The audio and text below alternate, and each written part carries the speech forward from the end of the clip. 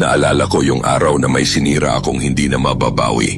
Hindi dahil masama akong tao, kundi dahil hindi ko natutunang dumugo ng hindi nananakit. Alam mo kung ano mas nakakasira sa lalaki kaysa pagkatalo? Emosyon na walang preno.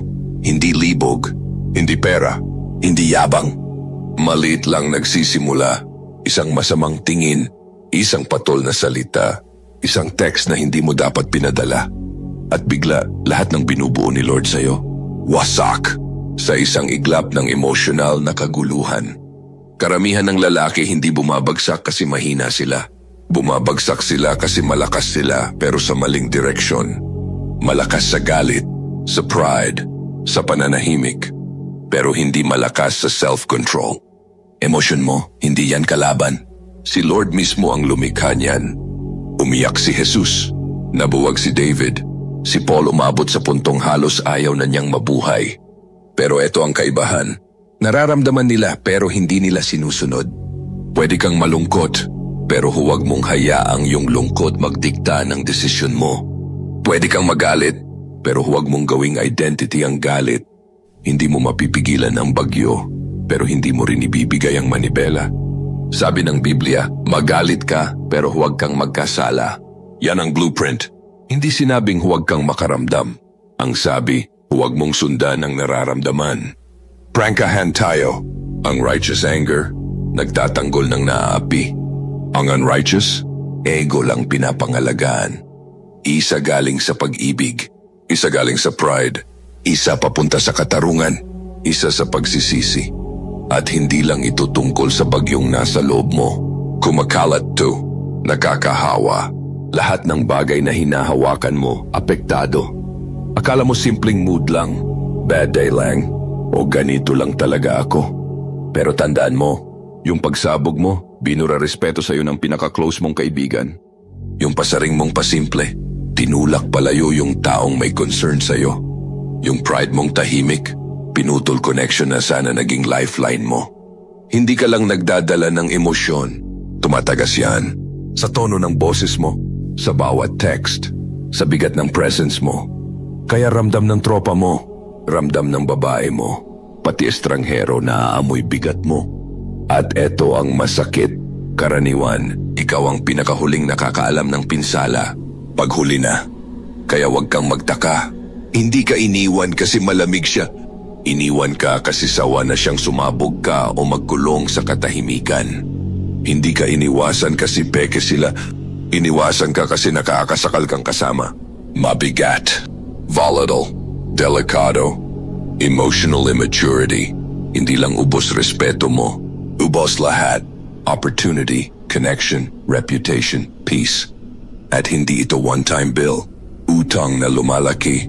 Hanggang isang araw magising kang mag-isa. At walang ibang may gawa kundi ikaw. Kakatago mo sa linya mong, passionate lang ako.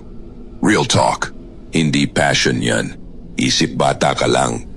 At ang mas malala, tinuturuan mo utak mo na bawat trigger may karapatang sumabog ka. Ganon din ang dahilan kung bakit hindi ka mapagkakatiwalaan. Ganon din ang dahilan kung bakit unstable ka. Huwag mong patayin emosyon mo. Hindi mo sila tatakasan, pero dapat itutok mo. Kasi emotion ay apoy. At ang apoy, walang pake kung magpainit ng bahay o sunugin lahat. Lalabas kung saan mo siya pinadala. Galit ka kasi wala kang pera. Huwag mong suntukin pader. Huwag mong buhusan babae mo. Suntukin mo palusot mo. Sunugin mo katamaran mo. Disiplina ang paandarin mo sa galit. Gumising ng mas maaga. Mag-build ng skills. Tigilan drama ng biktima. Pagod ka sa kawalan ng respeto. Mag-build ka ng bagay na sobrang solid. Kahit haters mapipilitang pumalakpak. Nasaktan ka? Good. Pero huwag mong gawing dahilan para magkulong. Gawin mong gasolina para patalasin mission mo. Emotion hindi problema mo. Direksyon ang kulang. Kaya puro ligaw suntok mo. Ang tinatamaan yung pinakadapat mong protektahan. Mga tao sa paligid mo. At ikaw mismo. Panahon na para lumaban sa totoong gera. Yung nasa loob. Kung saan galit mo nagiging gasolina. Lungkot mo nagiging dasal. At insecurity mo nagiging launchpad. Hindi mo kailangan bawasan apoy mo. Kailangan mo lang matutong tumama. Si Nehemiah, Nakita niya ang injustice at hindi siya nanahimik. Sabi niya, I was very angry. Pero hindi siya basta sumabog. Hindi nag-rant. Hindi nagwala. Hindi niya hinayaang galitang mag-drive. Ang ginawa niya, I took counsel with myself. Lalaking marunong umapoy pero hindi basta naghahagis ng granada. Nag-pause, nagplano, tapos humarap, may wisdom, hindi chaos. Yan ang totoong leadership. Si David naman, hindi siya natakot umiyak. Sumulat siya ng psalm sa kuweba, puno ng anxiety, betrayal at heartbreak. Pero kahit sa pinakamababang punto niya, hindi emotion ang may huling salita. Why are you downcast, O my soul? Hope in God. Yan ang emotional authority. Kinakausap niya kaluluwa niya. Hindi siya kinokontrol nito. Hindi siya naghihintay ng mood bago kumilos. Inuutusan niya mood niya. Yan ang maturity. Hindi pag-ignore ng emotion. Hindi pag-idolize dito, kundi pag-lead dito. Lahat ng lalaki nakaramdam ng galit, ng lungkot, ng takot, ng betrayal. Pero ang makadiyos, tinititigan nila sa mata ang mga emotion at pinipili pa rin ang katotohanan kaysa impulse. At ang ganitong klaseng lakas, hindi biglang sumusulpot, binubuo bago pa dumating ang apoy. Hindi ka naghahanda para sa gera habang inaatake ka na. Nagtitrain ka bago pa dumating ang ambush. Ganon din sa emosyon. Hindi mo bubuuin ang self-control sa init ng sitwasyon. Binuo yan sa tahimik, sa katahimikan, sa maliliit na desisyong walang pumapalakpak. Gusto mong maging master sa emotion mo? Mag-train ka na parang buhay ang nakataya. Mag-journal kaysa mag-scroll. Magdasal bago dumating ang pressure. Maglakad kaysa mag-send ng rage text. Manahimik kahit sigaw ng laman mo ay sumagot. Hindi yan kahinaan. Gera yan. At itsura niyan, patayin ang tugtog sa biyahe pa uwi para makapag-isip ka. Huminga bago sumagot sa bastos na mensahe. Bagalan reaksyon mo habang bumibilis emosyon mo. Emotional control hindi natural. Time train yan. At kung hindi ka mag-train ngayon, durog ka sa oras na pinaka-importante. Kasi sa init ng laban, hindi ka aangat sa okasyon. Babalik ka lang sa level ng preparation mo. Kaya mag-train ka na ngayon. Duguan ka na sa practice kaysa dumugo ang mga tao sa paligid mo pag dumating ang pressure. 1. Hinga malalim. Hindi 1 minuto, 3 segundo lang. 3 segundong paghinga na pwedeng magligtas sa'yo mula sa 3 linggong pagsisisi. Hindi drama. Tactical. 2. Pangalanan mo. Hindi lang galit ako. Sabihin mo kung ano talaga. Not i-disrespect ako.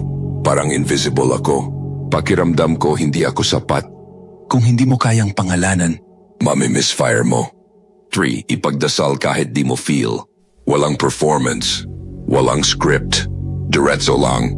Lord, mabigat to. Ayokong ito ang mag-lead sa akin. Ikaw ang mag-lead sa akin dito. Doon napuputo lang kadena.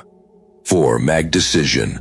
Tanungin mo sarili mo, yung gagawin ko ba galing sa wisdom o galing lang sa nararamdaman ko ngayon? Kasi karamihan ng pinsala, hindi dahil sa naramdaman mo, kundi dahil sa ginawa mo nang hindi mo na chinecheck ang spirit. Hindi kailangang sirain ng demonyo ang buong buhay mo. Kailangan lang niyang sakupin mood mo. Alam niya kung hindi kanya matutokso sa kasalanan, iengganyo kanya gamit emosyon. Hindi siya dumarating na may sungay at pitchfork. Dumarating siya sa DMs mo, pagod mo, pride mo, isang bastos na comment na biglang nag-trigger sa'yo. At ayun na, basag na ang witness mo. Wala na ang peace mo. Na-delay na naman ang purpose mo. Yan ang laro ng demonyo. Reactive ka. Explosive. Pick on. Isang insulto lang, sunog lahat ng pinaghirapan mo. Kasi kung hindi niya man maalis ang calling mo, gagawin ka niyang sobrang unstable para hindi mo ito malakaran. Pero hindi ka nilikha para maging mood-driven. Nilikha ka para mamuno sa spirit mo. Para mag-lead gamit apoy pero nakaangkla sa kapayapaan. Para maging bagyo kung kailangan pero hindi matangay ng bagyo. Self-control hindi pagiging plastic. Ito ang pagiging spirit-led. At kung hahayaan mong emotion ang mag-drive sa'yo, prangkahan tayo. Nagpapakatanga ka lang. Hinahayaan mong gawing laruan ng demonyo ang buhay mo. Hindi ito man up and shut up. Hindi rin ito pagiging bato. Ito yung maging lalaking marunong makaramdam ng malalim nang hindi tuluyang guguho. Umiyak ka kung kailangan. Sumabog ka kay Lord sa secret place. Ilagay mo sa journal sakit mo. Pero pagkatapos nun, isuko mo, iproseso mo, dalhin mo kay God. Raw, unfiltered, walang edit.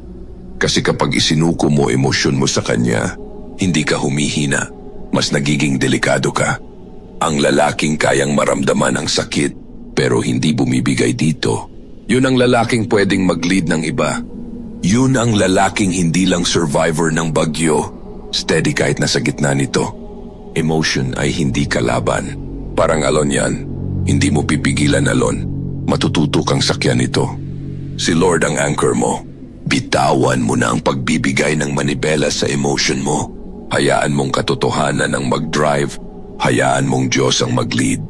At maging ganong klaseng lalaki ka, yung makakalakad sa apoy, nang hindi hinahayaan ang apoy na lamunin siya. Kung tumama sa iyo ang mensaheng to, huwag mong sarilihin, i-share mo. Ipakita ang suporta sa pamamagitan ng pag-like sa video na to. Huwag kalimutan mag-subscribe para sa mas marami pang unfiltered lessons kagaya nito. Tayo ang Sakdal Laya.